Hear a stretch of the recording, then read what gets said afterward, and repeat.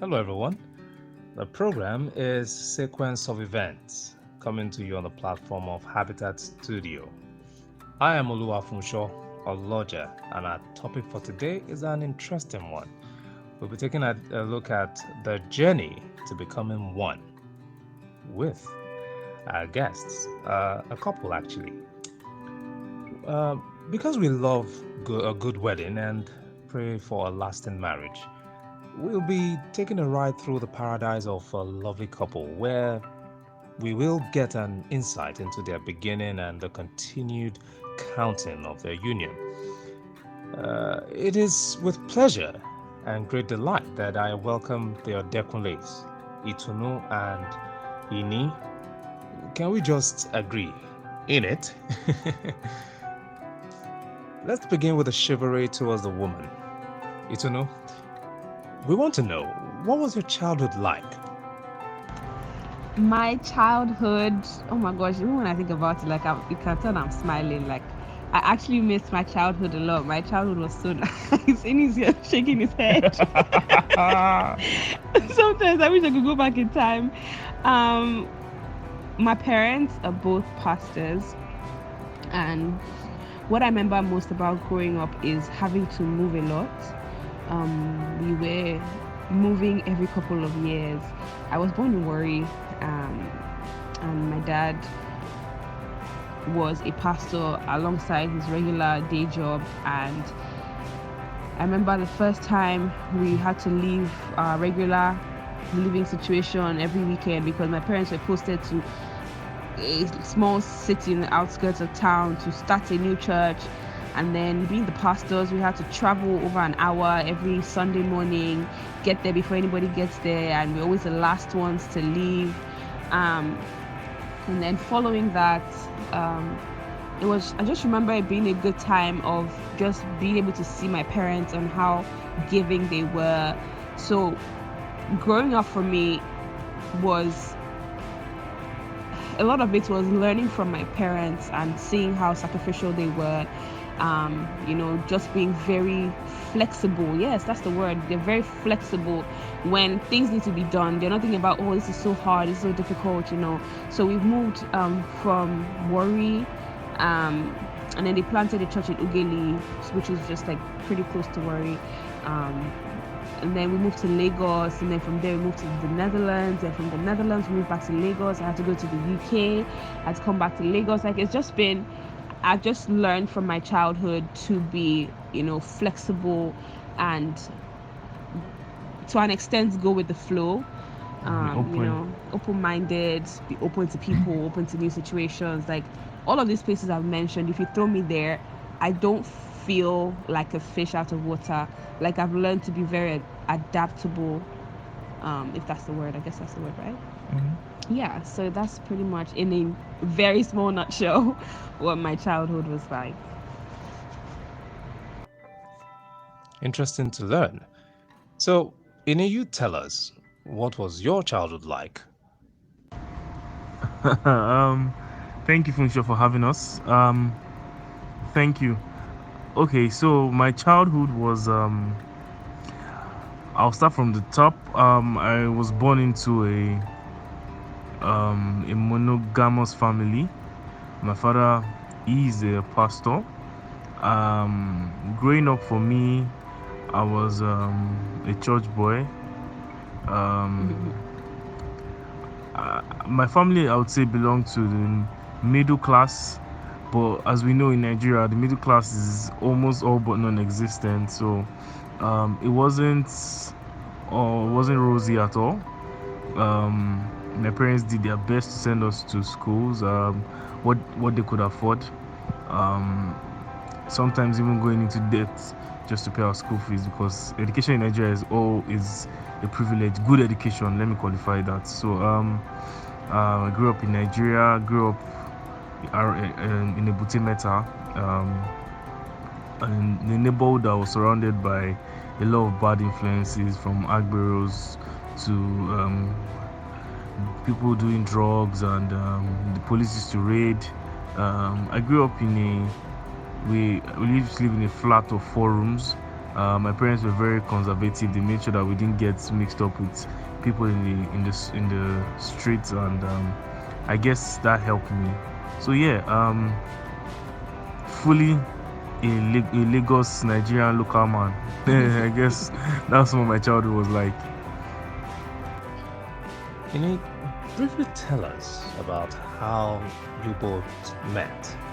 We want to hear the story of the meeting, how you met, the meeting point, what happened. Just give us a bit of detail, something brief. Thank you. Okay, I'll try to be brief because this story is usually not a story that can be brief with. But so basically, I met Itunu when I moved to my current church. I was invited by one of the guest speakers, my aunt. It was a singles program, and so I went with my sister that day.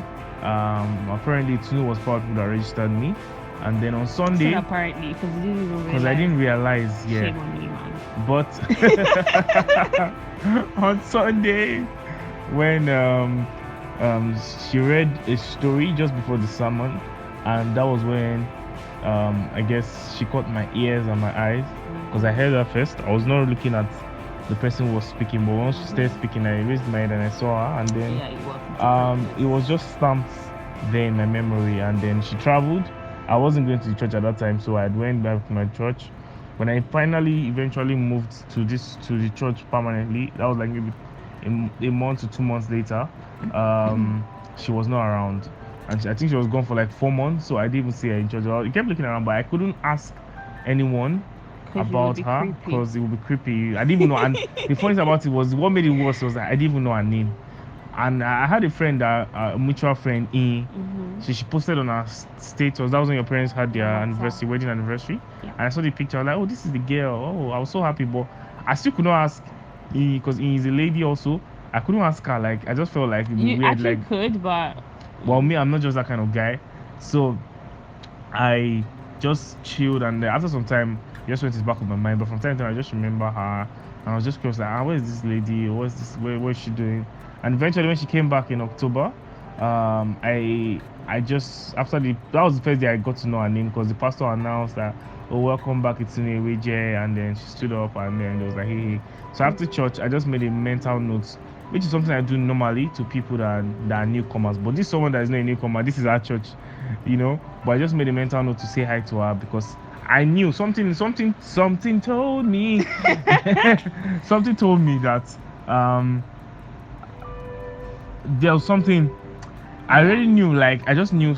You know when you know, but you're not really, it's not in your conscious, it's in your subconscious. Is it now? So that's what, I just made a decision to say hi to her after service, just to make sure that the door is open. So the door.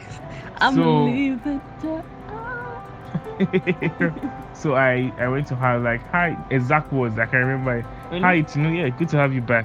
Oh yeah, and that's all I said. And I think I shook your hand, or I just like, and then this is my church. Abio, and then after that I didn't say anything again for 2 months till November. I was just watching her, because I was not in any relationship for about 5 years after my secondary school, after my university. 4 years. 4 years plus, actually. Almost 5 years. And so I knew that I was going to relationship. I was going to relationship that I was going to be serious and go to marriage. So that was why I did that approach. And then when I finally got speaking to her in November, that was when I knew that I was completely sure that this person is, and obviously, like, I was sure that she was the one, but I wasn't sure she would feel that way too. But I just had to talk to her, and then that's how basically it went. And we started talking, and from that moment we started talking. We were inseparable. And it's been wonderful. Okay, Itunu, what was the first thing you looked out for when Ini approached you the first time? And did you give him a hard time? Okay, so first of all, when he approached me, I was looking for nothing.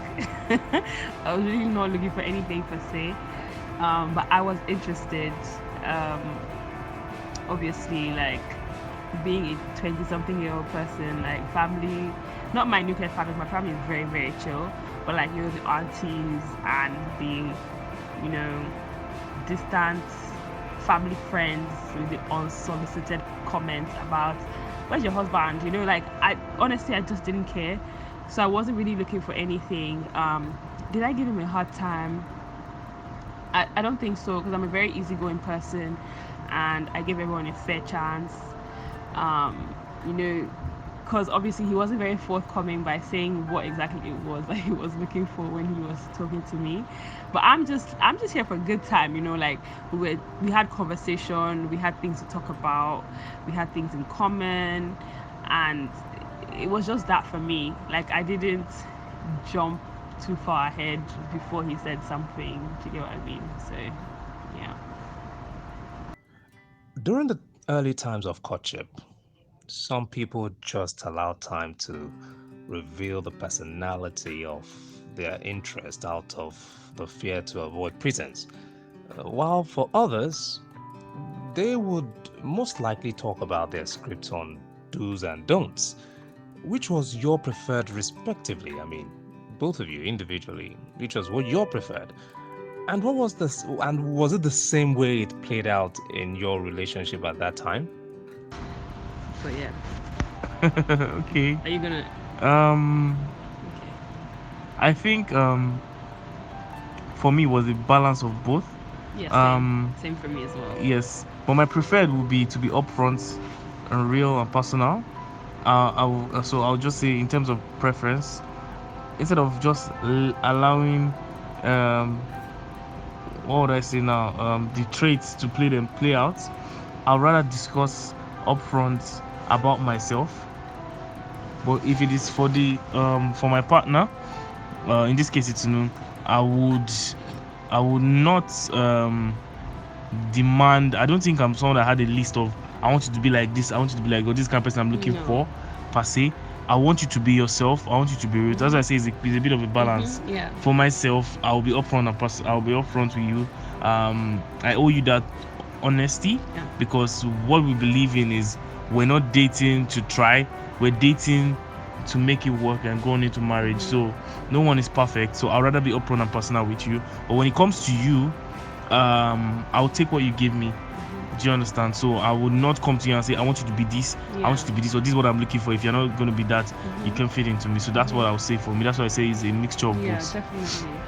But for me, I think I agree with our approach being a mixture of both, because for the most part, like I just let the whole thing just unfold how it's going to unfold. But there are certain things that I was slightly worried about, and those were the things that I actually brought to the table. Like, let's just know what we're doing here. Like, are you in or you not? Like, for instance, I'm a musician, and for a lot of people, a lot of guys, that may be the deal breaker. And I wanted it to be like plain on the table, like, okay, this is what the situation is. Are you game or are you not? And obviously he was very gracious about it. Like, he's like, what the heck, like, that's so cool. And he's even still the one pushing me to, pursue my dreams and actually make use of my talents. And it's such a blessing, and I'm really happy that we're able to have that conversation, and alongside a bunch of other things as well. So yeah, a mixture of both for us. Yeah. And I'll just to add to that, I would say that even after dating, in marriage, I find that it plays it's actually I think I just lost my train of thought, I'm sorry. But I think what I was going to say in about letting things play out and being, like, for instance, what you said about your things that matter to you the most. Yeah. You're better be upfront and personal about it. Yeah. So what I was going to say was, I started thinking about the future. You plan ahead for the future. Yeah. And thinking about children. There was the day I said to you that I feel like we don't need to sit and have a conversation. But as things come to us, let's say it. For instance, when children come, the things that you guys have not spoken about or talked about, there will be scenarios that come to play, and because you've not talked about it, Absolutely. you have something in mind, I have something else in mind based on my upbringing, based on my exposure. Or it wasn't relevant earlier, do you get? But a child has come, and the question has changed, and then when you're acting a type of way, I may not see it from that point of view, but we've never had a discussion about it. Absolutely. So and the normal human thing is to expect the other person to see your own point of view. Somehow we just kind of expect that. So I think definitely. even through the relationship and everything, there is always, everything's about the balance, you know, a play of balance, you know. So it's sometimes you have to be upfront and, you know, like say, oh, okay, let's discuss about this. These are the things I would like to see. These are the things that I would not like to see. And then sometimes you just have to let people just be, you know, and that's hard for me. I feel like that's hard for me because I don't think so. yeah, no, like I kind of feel like maybe I try to or I say this, or I like things done a certain way. You are more chill. Yeah. I tell tomorrow a lot. But you are more chill and you're more gracious about it. But I'm learning to actually like just let people be. Like I may repeat something, like we're gonna go out. I want her to remember to do something, or maybe switch off the AC. I'm like, babe, don't forget to switch off the AC. In 5 minutes. And it's not. I'm not saying it to be annoying. But you are annoying when you do that. But I'm not saying it to be annoying. I'm just. I get that. I don't know. It just comes from a place of I'm just trying to remind you. Yeah, but it comes out like the memory of a flight. Yeah, like you you said say. It 1 minute ago. So but I think we've digressed. Yeah. Ine, you tell us, what did your activities entail during courtship? So first of all, I know we spent a lot of time on the phone. Like those days were like, according to her now, we'll say it was NFA days. NFA days. Like I felt like we just always wanted to be in touch with each other. We always wanted to talk. Sometimes we sleep at 4 in the morning. That's actual madness. At 5, sometimes even 7. Like, and we're just talking, and we don't know where, but we were just talking, and there was something in our hearts that was so sweet. I can remember those times, man. So that I feel like going back to those times. You can go back. But like, you know, we spent a lot of time talking. Then once in a while, we'll go out. In the early times, you know, we did go out more often. In the early times, we did go out more often. We we'll go to the movies. We'll sit down together in the car, talk. You know, basically. Then also we started a YouTube channel.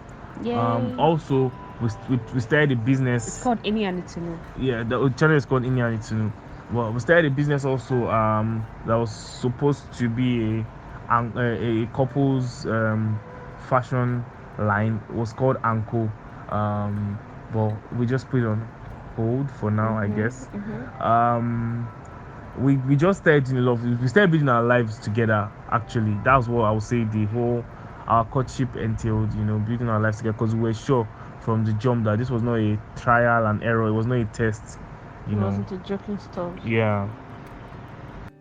For the both of you to have finally come to be with one another, it means there has been a fitting of square pegs and square holes and round pegs and round holes. So, who leads while the other matches with support in the areas of emotion, spirituality, mental strength, and why?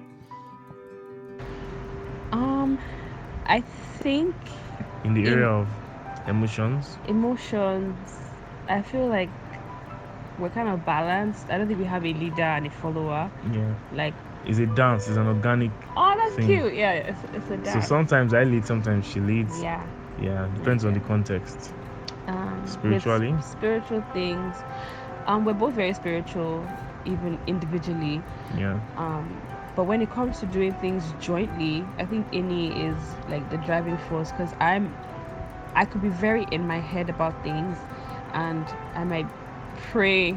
Maybe I might be on like a prayer journey or trying to do something spiritual for myself, and then I might not even say it, not because I don't want to say, but because sometimes I'm just in my head about it, and then Ini's like, we need to pray more, and I'll just be like, I've been praying more, like, what you talking about? And I realized, like, oh crap, I didn't even tell you about this. Like, we could have done it together, you know? Yeah. So when it comes to spiritual things, definitely you. Yeah, and then mentally, I think like everything is actually balanced for us. And when I say the balance, it doesn't mean it's 50. Sometimes it's 40, 70. What I'm saying, 40, 60, 30, 70, but it's still a balance for us. So sometimes there are some areas I'm strong at mentally, I lead.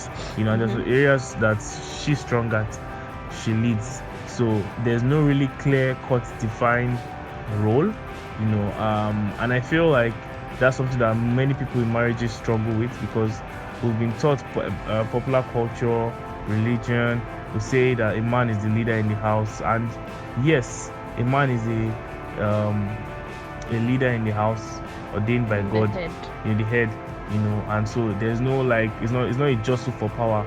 Rather, it's more of an understanding that while you're the head, you are both co-heirs and joint heirs with Christ. Teammates. Christ is actually the real head, and you are both following him. So your husband is not the priest. You are also a priest. That's why I say that everything is balanced for us. Yeah. Sometimes I may lead spiritually, sometimes she might lead spiritually. So but all in all, as together, there's no she's not challenging me. Like we're good. We're not. It's not a tussle for Power. power. Or Or control. Yeah, it's just organic. Love. Yeah. We let the Lord lead, and we let love lead. Yeah. In a contemporary world, because a lot has changed, when did it become comfortable to discuss finance with each other? Was it during courtship or marriage for you? When it came to finances, I felt like I was a bit more transparent than you.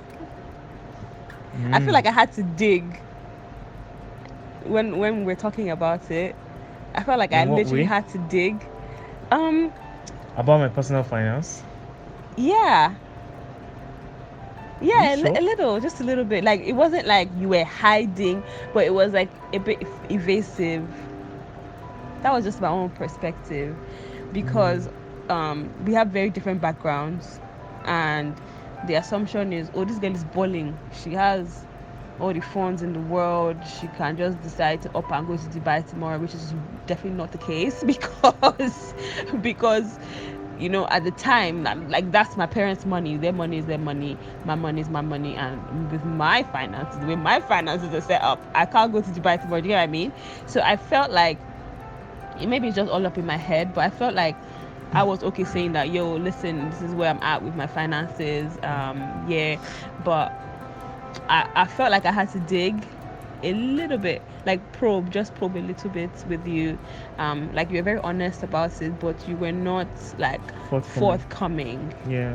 Yeah. I get you, and sometimes you see this from a perspective, but now thinking about it, I guess you're right, because I think it's based on upbringing, based on popular culture, the expectations of the society for a man is that a man should provide for his family, so it's kind of difficult, or it was kind of difficult for me to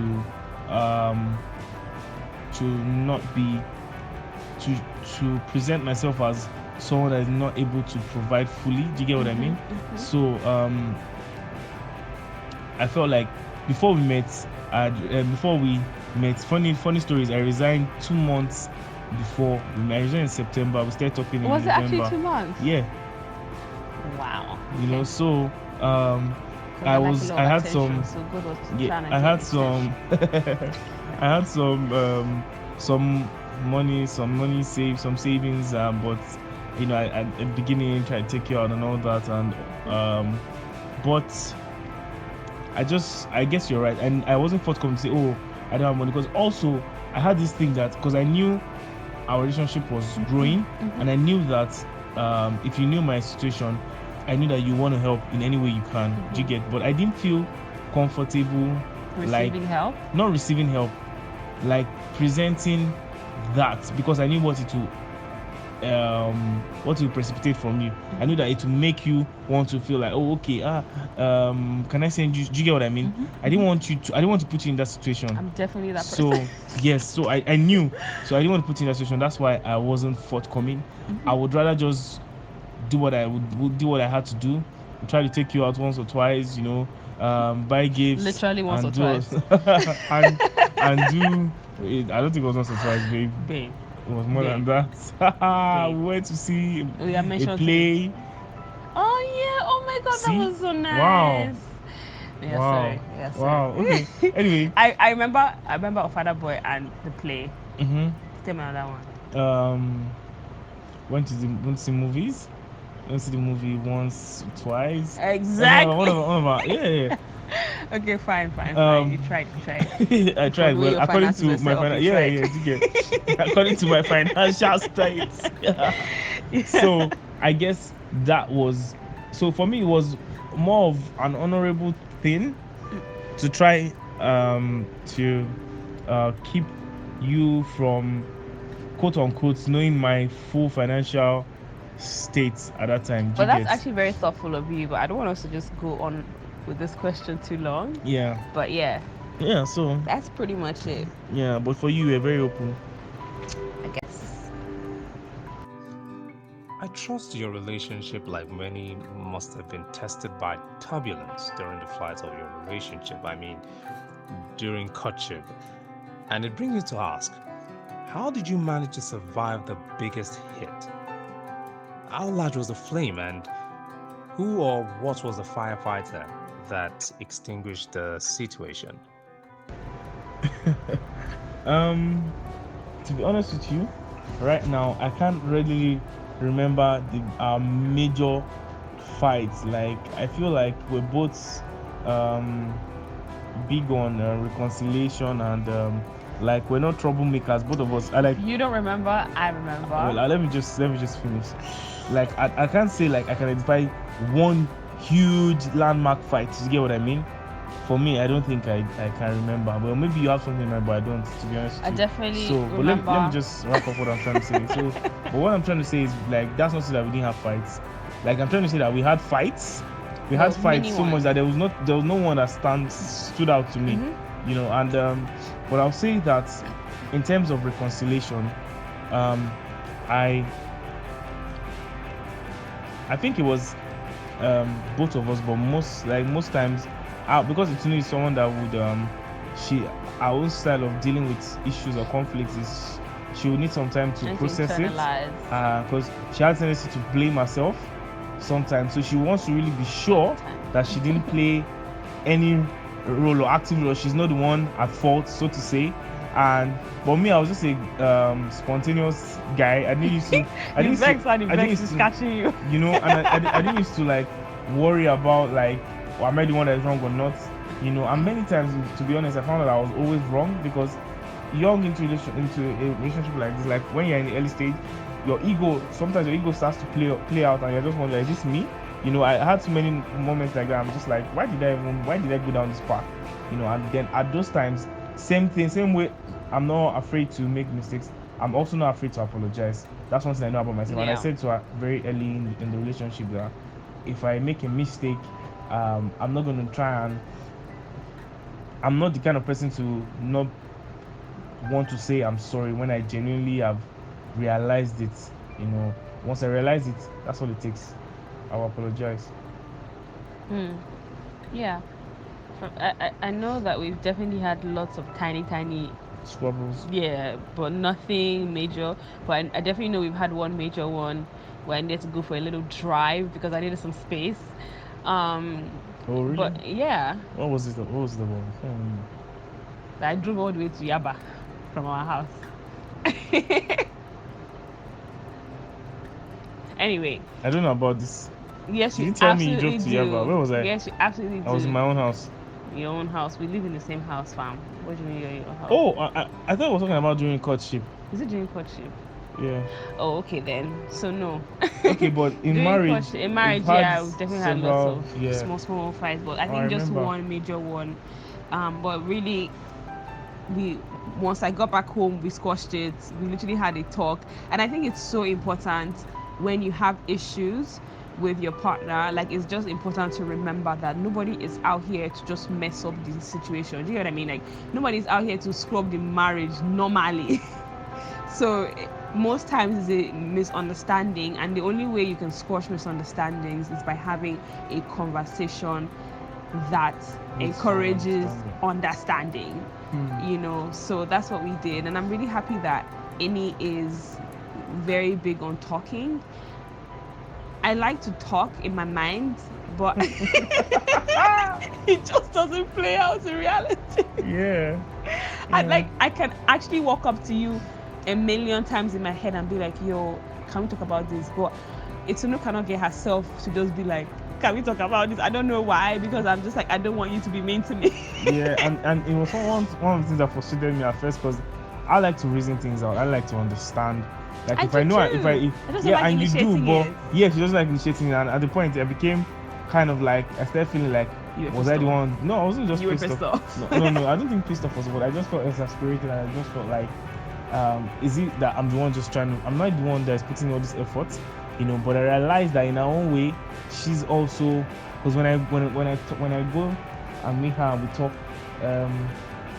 we always, I feel like for every fight we become closer, because it means Yeah. that There's always a we meeting know ground. and we know that this is what led to this, so we know better next time, and also it brings us closer. I don't know how And conflict I does think that. I think it's because each person is willing to leave their point of view and reposition themselves to see things how the other person is seeing it.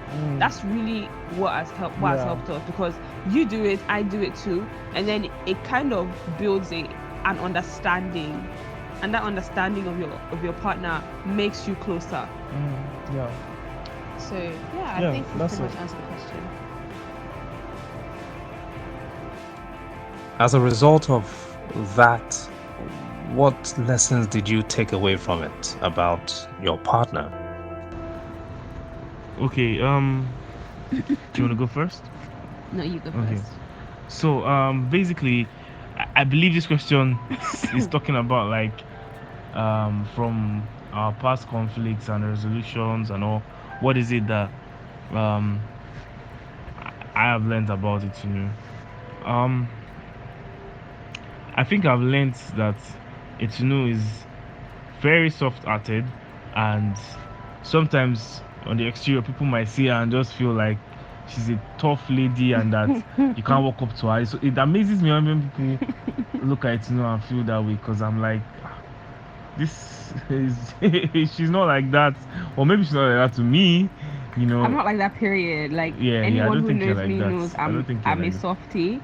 Yeah, so that's what I think I've learned. Yeah, about but I'm you. also like very protective of myself. So Yeah, you try to maintain yeah, your space and yeah. So yeah.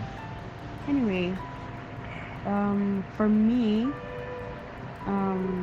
sorry, what was the question again? What, like from the fights and the reconciliations, what have you learned about your Yeah, okay. partner? I've learned that Ini is very teachable, because even sometimes when I speak about things that he's had no clue about, like, he's always very open and very enthusiastic about learning more about me and understanding how I think and understanding how I function. And to me, like, that's one of the things that was really, really important to me even before I met him. Like, I was like, I need to be with somebody who is open-minded, somebody who is not stuck in their own ways, someone who, like, we can both learn together. I can't be learning about you all the time and then you don't make an effort to learn about me. And actually, I feel like you've surpassed me in, like, being able to learn and just adapt and stuff, I feel, which is amazing. So that's always a good thing to take away from conflict, learning more about the other person. So Yeah. I read something somewhere about engagement, that when a man proposed to a lady, she would also gift him a ring, a wristwatch, I beg your pardon, to help him remember that the time is ticking. So, Itunu, did you give him a watch in return to tell him that, guy, this engagement status had begun to tick tock. What did you do? that's funny. I gave him my heart. It's all right like that. It's more expensive than any wristwatch, is it not? Yeah. Talk true. Very true. So therefore, that's what I gave him. And Yeah. he still has it. Watches, the battery will spoil, the screen will break. but my heart is here forever. Yep. That's so cheesy, but it is what it is. Yeah, and I love you like that. Oh, thank you. Before he proposed, did you anticipate it would happen? And the day he did you notice that he would? Okay, I knew he was going to propose soon, and it was Valentine's Day, so I was like, obviously I was hoping like it would be Valentine's Day, you know what I mean? But Oh, really? yes. You wanted it to be Valentine's Day gone? Like, not like I was hoping it would be Valentine's Day, but because it was Valentine's Day, I hoped it would happen. Do you get what I mean? Mm-hmm. It could happen at any time, and I would be perfectly fine. But I was like, ooh, like it was likely. Do you get what I mean? Mm-hmm. So I thought that I felt like it would happen, but when we got to the restaurant where he proposed, like I didn't see like that bulge where you have a box of a ring or something. I was really smooth. I didn't notice it. So I was my like, suit. Maybe your suit. Suit. Yeah. I didn't notice, but I felt like it was going to happen because it had like the restaurant play a playlist of the songs that I absolutely love, and so I was and like, ended with your song. Ended with my song. One of your first. My first single, which is like basically just talking about This is the love. kind of love that This I is personally want. So it was just like a perfect moment, and I was like, this is definitely gonna happen. I killed it, yeah. No, you did. Shout out to his. Shout out to yeah, my Martin. bestie did a really good job. So I think I did know what's gonna happen, but I didn't know how it was gonna play out. Yeah. At what point did you guys cohabit during courtship? Perhaps. Let's hear it. I feel like we mentioned before that one, we were almost pastors, and two, that we're Christians, so it wasn't even on the table for cohabit. Discussion. Yeah. Like, we didn't even think about it being an option. Mm-hmm. So we're just like, okay, cool, like we're really good friends, we're really into each other, and we see a future with each other, let's get married. Like, literally it was it was literally like that. It was very fast. We knew we were gonna get married. We knew what we wanted to do, so there was no point playing house and trying to test the waters when you know you want something. Yeah. So that was not a thing for us. Yeah. So no cohabiting here. Until we got married. Yeah, until we got married. What's your take on it? If you hear that people during courtship cohabit. To answer that question, to be fair, I think there are two angles to it, right? Okay. And I'm going to address them from the two angles. I'm sorry, I feel like I'm taking the entire thing, but I want to hear your thoughts about it. I'm going to take it first of all from a Christian perspective and then from a secular perspective, because I understand that listeners may not 100% be Christians, but I don't want it to seem like my views are based solely on, this is what the Bible says, but based on the Bible, it's not advice, it's not what is right.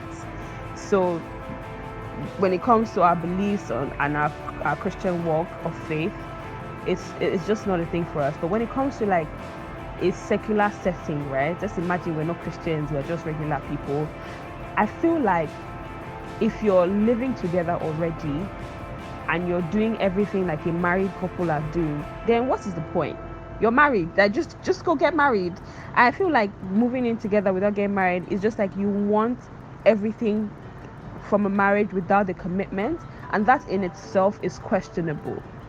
Like, if you love the person so much, you want to live with them and you want to have a whole home with them, like you go to work, you come back, you meet this person, you wake up, you see them right next to you, you want that. So why don't you just marry them? Do you get what I mean? Like, it's a commitment. To me, it just seems like you're being dodgy for wanting to move in with me without first of all marrying me, because you want to eat your cake and have it too. Like, do you get what I mean? I mean, I feel like you've said it all, and I like the fact that you came from those two perspectives. And I'll say that just to add to it, I'll just say generally, like on social media these days, you hear about men as come, you hear about stingy men association, you hear about catfish accounts and ladies and all. Popular culture is popular culture because of one thing. It's popular.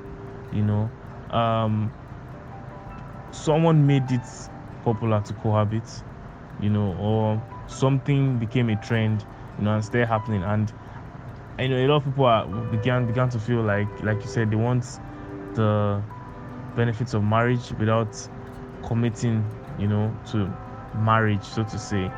um and that in itself, like you said, is actually an issue.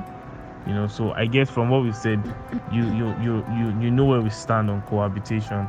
I'm definitely not going to judge anyone, Definitely. but I would not advise that you cohabit, because again, if I'm a guy and I can get all the The benefits, likelihood of marrying is yeah, very, that's very what I'm slim. saying. I'm a guy, I can get all the benefits of marrying you without having to marry It's you. like, why buy Then the milk when you can get? Why buy the cow when you can get the just milk for for free? Yeah.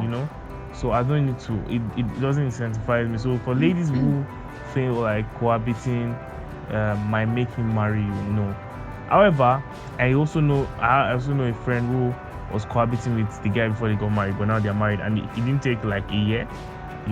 Maybe they stayed together for a year, so it felt like maybe I knew that her family is not in Lagos, and she was working in Lagos, and he had a house, and I think her rent expired, and not that she didn't have money, but she just felt like, you know what, why don't two of us just get a house together, instead of spending our money, since we're going to get married by the end of the year or something like that. So I don't know if they already talked about it, but I know that he proposed to her some months towards before the marriage. So again, they were cohabiting without any form of proposal or anything, but I don't know what their discussion had been. You get?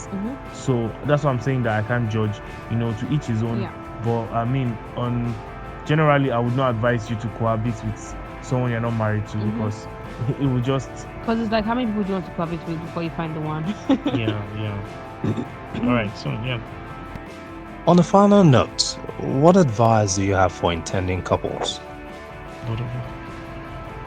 Okay, so wow, that's actually a very broad question. So, It's a lot. and the best way to answer broad questions is to focus on one thing, because you cannot be all things to all people. So I'll speak from my own point of view at this time. I feel like I would say what helped me to know and to be sure that Itunu was the one quickly without any hassle or struggle was the fact that I didn't have too many options. I know that people believe, popular culture has made us believe that as a guy, have like there are many fishes in the sea, that kind of thing. And as a lady, don't let any guy waste your time, I know. But to be honest with you, like I said, I didn't date anyone for about 4 years plus, after my last relationship in the university, because I realized that what am I doing? I'm not ready for a relationship. I'm not ready for marriage. So why waste my time? Why get entangled, quote unquote, in something that is just going to leave me scarred emotionally? And a lot of people are doing these things for social pressure. So I would say the less people you have in your space or you're involved in romantically, the easier it is for you to pinpoint the person you want to get married to. And that's not to say that I didn't have any girls around me. There were many girls around me, but they were all friends. I friend zoned everybody, because I know you are, and my friends are cool. We're cool people, but I know that I'm not going to come and give you any mixed signal, and then you're catching feelings, and then possibly your feelings can pressurize me to maybe want to be a nice guy and just date you while knowing that I'm not going to get married to you. Understand? So rather than go through all that hassle and emotional roller coaster, I just stuck to myself, be good friends with everybody, and I never had a problem with being friend zoned, because I'll friend zone you, and so I felt like I could come out of the friend zone anytime. If you were the one and I friend zoned you, I will unfriend zone you and let you know how I felt about it. Player. So for me, I feel like it's safer. Okay, really, I feel like it's safer that way than to play with people's emotions and get your own emotions played with also, because you never can tell, So that's my advice to people, before courtship, and then when you're in courtship now, be open-minded. That's all I would just say. 100%. Be open-minded. because you're coming from different backgrounds. No matter how as similar you might be, there's still going to be differences, in your point of views on various issues. So 100%. be open-minded. Don't go into a relationship saying I want you to be and to do everything like I would like it to be done. Yeah. So that's it for me. Yeah, I just want to add to this last point that you said about being open-minded. In as much as we recommend you being open-minded, I think it's also very important to know exactly what it is that you will not take. Because in as much as it's important to be open to learn and know about this person and whatnot, it's also so important to know what you absolutely cannot stand, because we're all human and we have things that piss us off and things that just drive us crazy for lack of a better word, and it's important to not compromise on those things. Deal breakers. It might be okay for someone else, but if it's not okay for you, it's not okay for you, and that's on period, and it should be fine. Because it should be a permanent situation. Yeah. So if you're going to bend now, just know you're going to be Bending forever. you're going to be bent forever. Or you're gonna be pissed off forever. Oh yeah, So let's just be wise about our decisions, and I think that's pretty much what we would say to intending couples at this point. Yeah. Thank you both for taking us through your journey. We pray and hope that your union will continue to wax stronger. So hopefully we can have you on our show another time. Thanks for being on the show. Yeah. Thank you so much for having us. It's been an fun. honor. Yeah. Definitely, we would love to come back as well. So, Definitely. Thank you so much. All right. Bye. We say a big thank you to all our listeners. We hope you've enjoyed this segment of Sequence of Events. So until next time, I remain Oluwafunsho or Lodger saying cheers and keep listening and following on Habitat Studio.